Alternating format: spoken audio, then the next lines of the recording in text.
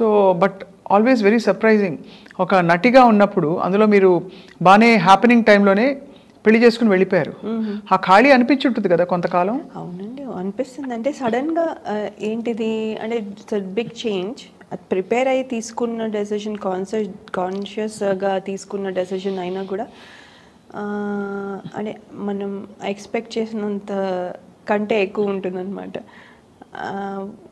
అంటే నేను ఇప్పుడు ఏంటి కొన్నిసార్లు అనిపిస్తుంది, ఓకే ఐఎమ్ హోమ్ మేకర్ అయి ఉండొచ్చు, it's not bad thing, but అది ఒకటే చేయడం నాకు అలా ఒకటే చేయాలనుకుంటే చిన్నప్పటి నుంచి ఇంత కష్టపడి ఇవన్నీ నేర్చుకొని ఇవన్నీ చేయాల్సిన అవసరం లేదు. I always wanted to be something. అదే అది మిస్ అయిపోతారు అక్కడ. ఎస్, అది ఏంటి now I have to figure that out. So, of course you have to figure it out, and just because you are financially comfortable, ఆ satisfaction అయితే రాదు కదా. రాదు. అంటే ఏదో పని చేసేది డబ్బుల కోసం ఒక్కటే కాదు కదా. అలా అవుతే there are different things to do. అలా కాదు, we want to be active, busy and do and make a mark in the public space also. అందులో మీలాంటి వారు. Of course. అవును. యాక్చువల్లీ ఏ ఇయర్లో అయింది మీ పెళ్ళి? 2006 నుంచి ఇప్పటి వరకు it is what 18 years? 16 years. పిల్లలకి ఎంత ఏజ్ లేయా? 14. మా అమ్మాయికి 14 అండ్ మా అబ్బాయికి 12. He looks like an 8-year-old, కానీ he's very skinny and small. So వాడు చిన్నగా ఉంటాడు. అమ్మాయి 14. అమ్మాయి మీ చిన్న చెల్లెల్లో ఉంటుందేమో. మీరే 14 కంటే కొంచెం ఒక 4-5 అటు ఇటుగా కనిపిస్తారు. 18 19 అంటే ఇప్పుడు ఈ ఫేజ్ లో అలాగే ఉండొచ్చు, ఇంకొక 5 ఏళ్ళు దాటితే తేడా వస్తుంది. I'm thinking. So for now కొంచెం అలాగే ఉంది. సో పిల్లలు అక్కడ పుట్టారు. అండ్ ఎలా ఉంటారు మీ వారు? ఈజీ అంటే అరేంజ్డే కదా మీ పెళ్ళి? మంచి డాక్టరు, అందులో అమెరికాలో డాక్టర్ అంటే one of the most well settled professions అని తెలుసు. Everybody knows. సో మీరు నచ్చారా చూడంగానే అప్పుడు? నన్ను చూసినప్పుడు ఆయన చూసినప్పుడు మీకు నచ్చారా?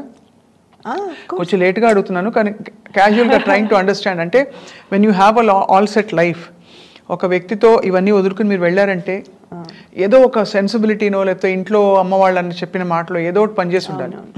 లేదండి, అంటే నాకేమనిపించిందంటే ఆ పర్సన్ ఎవరినైతే నేను ఇప్పుడు పెళ్లి చేసుకుంటున్నాను అనుకుంటున్నాను, నీ మీట్ అయినప్పుడు నాకు కావాల్సిన కంఫర్ట్ మొత్తం, నాకు ఏమవుతే సెక్యూర్డ్గా అనిపిస్తుందో, నాకు ఏమవుతే ఒక ఎక్కడ నాకు ఇదేంటి ఇలా ఇదేదో ఇలా అని ఎప్పుడు అనిపించలేదు. ఇన్సెక్యూర్డ్గా కానీ ఇది కానీ అనిపించలేదు. బికాస్ నేను ఆర్టిస్ట్ని, ఆయన అర్థం చేసుకోవాలి that my life style was different before. ఇప్పుడు మళ్ళీ ఇక్కడికి వచ్చాను, కొంచెం అడ్జస్ట్ చేయడానికి టైం పడుతుంది. ఇవన్నీ తెలుసుకోగలిగి అడ్జస్ట్ అయ్యే నేచర్, కొంచెం మనకి టైం ఇచ్చి మనల్ని రిస్ట్రిక్ట్ చేసేయకుండా. అవును, ఎప్పుడు రిస్ట్రిక్షన్ దేంట్లోనూ పెట్టలేదు. సో రిస్ట్రిక్ట్ చేసేయకుండా మనల్ని అంటే మన రెస్పాన్సిబిలిటీ అన్నీ చేస్తుంటే రెస్ట్రిక్ట్ ఎందుకు చేస్తారు? సో ఇలాంటి పాజిటివ్ థింగ్స్ చాలా చూసాను. బ్రాడ్ మైండెడ్గా ఉండడము, రెస్పాన్సిబిలిటీ అంతా చేయడం అంటే ఫర్ ఎగ్జాంపుల్ అంటే లైక్ మనం ఒక మదర్గా చేయాల్సినవన్నీ చేసామనుకోండి, then rest of the time if I'm doing something ఎందుకు ప్రాబ్లం ఉండాలి? కరెక్ట్, ఉండదు కదా.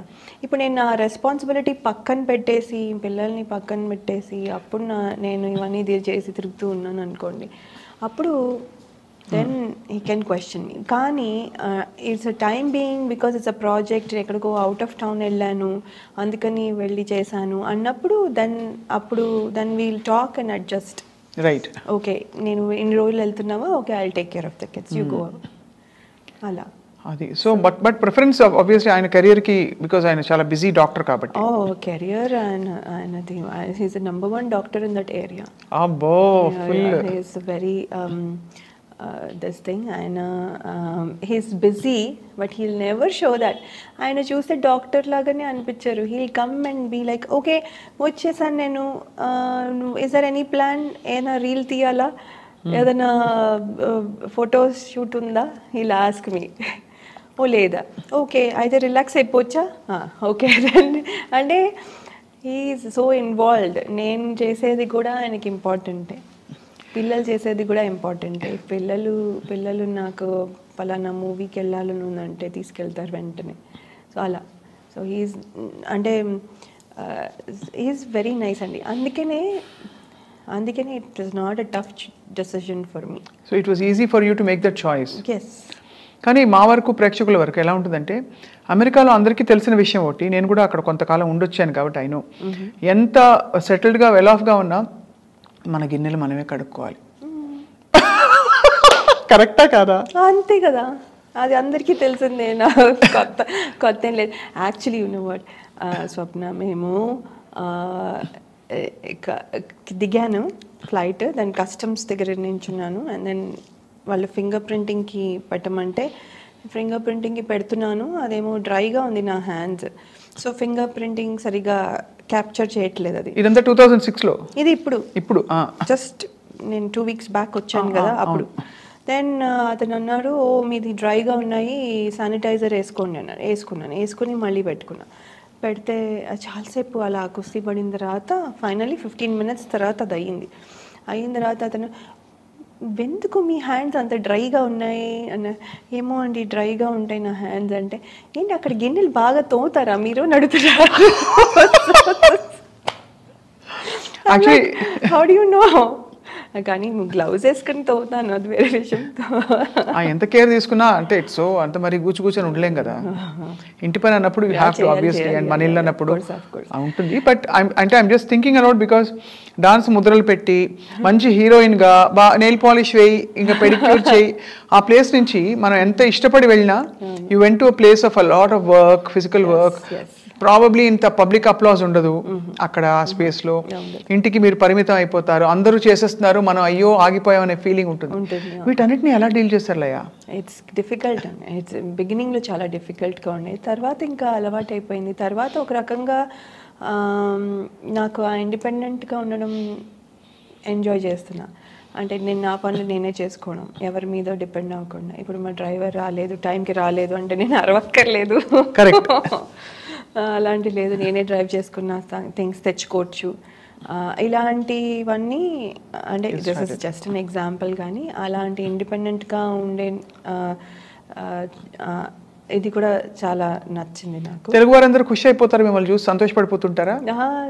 పడతారు. గుర్తుపడతారా గ్రోసరీ స్టోర్కి వెళ్ళినప్పుడు? కొంతమంది, ఎక్కువ మంది గుర్తుపట్టరు. పెద్ద అంటే చూస్తారు అంటే ఎక్స్పెక్ట్ చేయరు అనుకుంటాను. పెద్ద ఎవరో ఇండియన్స్ అని అనుకునే లోపల వెళ్ళిపోతాము. సో పెద్ద గుర్తుపట్టరు. కానీ ఫంక్షన్లకి అన్నీ వెళ్తే, మన లోకల్ ఈవెంట్స్కి అన్నీ వెళ్తే అవును అప్పుడు గుర్తుపడతారు. ఏమంటారు గుర్తుపట్టి?